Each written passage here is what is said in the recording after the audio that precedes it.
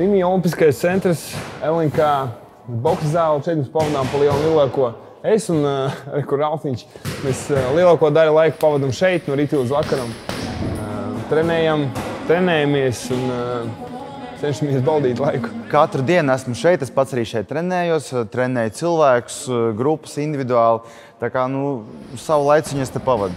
Ralfs ir ļoti stiprs boksers. Ja, viņš var izskatīties ne tik tehnisks, bet viņš ieliks iekšā tad, kad tu mazāk to gaidīsi un to neredzēsi. Jo Ralfs ir ļoti stiprs. Jā. Šī zāle ir ļoti, ļoti laba. Ļoti piemērota boksam, jo te ir tiešām viss, kas vajadzīgs. Daudz maisu, rings, jo, ja boksa zālē jau rings ir, tas jau ir tāds status uzreiz. Tas jau ir labāk nekā vienkārši maisu. Jā, jo tas ir patiešām pēc olimpiskajiem visiem parametriem rings, tā kā te mierīgi var taisīt čempionāts un visu to. Milanu Volkovu un Ralfu Vilcānu varam dēvēt par esošajiem Latvijas boksa dūžiem. Vai varam teikt, ka Latvijā sākusies jauna ēra boksā? Protams, kā jau visiem tas zināms un vairākas reizes ir atkārtots, ka Briedis bija tas, kurš to visu aizsāk. Tagad, ka viņš tā vairāk jau ir izbeidzis savu karjeru, oficiāli jau paziņojis to, tad tagad citi cilvēki tagad turpinās. Kā piemēram es un Milans mēģināsim turpināt to, ko piemēram viņš iesāk. Pa pēdējiem gadiem es pateiktu viennozīmīgi, boks ļoti ir pacēlies, piemēram, ja ņemt vērā Ričardu Balotņiku, kas vienkārši viens no maniem tādiem tēliem, kam es sekoju līdzi, kas mani iedvesmo.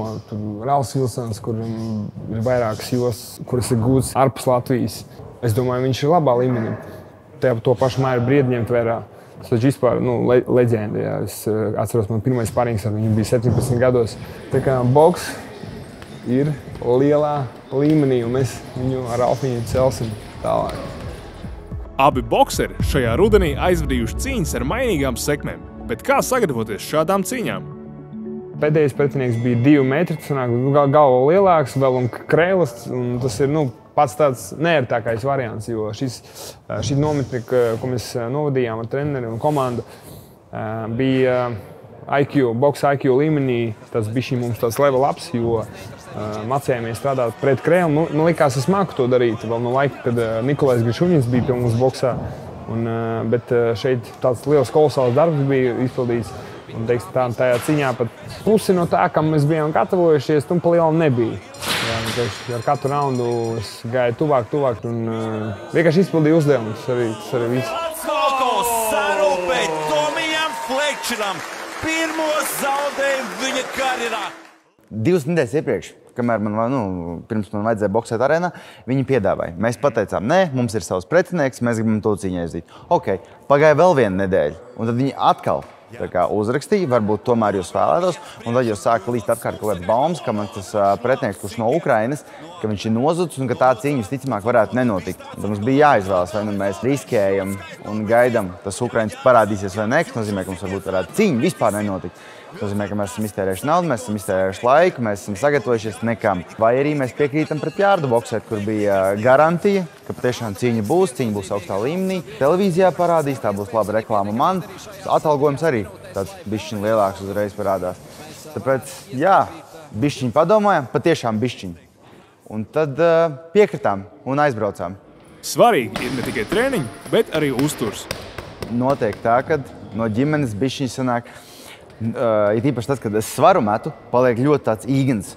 Un tad visiem tā bišķiņ tā kā uz olu čaumalām jāstaigā apkārt. Tāpēc jāpasaka liels paldies, kad es tieku paciests. Un, zinu, arī ne tikai ģimene, bet arī visi cilvēki apkārt tomēr saprot arī, kas te strādā, kad ar Ralfu tagad labāk nerunā. Viņš nav ēdis kādas 3 dienas, tagad sēd neapmierināts, ka tas svars tomēr tie 11 kg jāmet visu laiku nost. Novembra sākumā Izglītības un zinātnes ministrija lēmusi atņemt Latvijas Boksa federācijai atzītās sporta federācijas status. Tātad federācija vairs nevar pretendēt uz valsts finansējumu. Baigi mums tas neietekmē. Ne viņi mums iepriekš kā palīdzēja, un tagad, ja tur finansējumu nedod, no tā, ka mēs baigi to jutīsim tagad. Mums, kā jau iepriekš minēja, LNK. Bet kopumā tas tā kā jauniešiem varbūt ziņā? Jauniešiem tas jau ir cita lieta, tas viņiem varētu iedirgāt, tāpēc, ka patiešām viss jau sākās bokseru karjerās ar to olimpisko boksu, un tas vieglāk var attīstīties, ja tomēr ir kaut kāda palīdzība viņiem, nevis ka pašiem jāmēģina pa savām naudām braukt, jo ne visiem viņi ir, talants varbūt ir, bet tomēr tas finansējums bišķiņ trūkst. Un tad pretīm nākšana tāda laba lieta būtu, jo manos laikos arī es, kad ar tēvu braukājām pa turnīriem, tas viss notika pa savām naudām vai arī pa palīdzību no malas.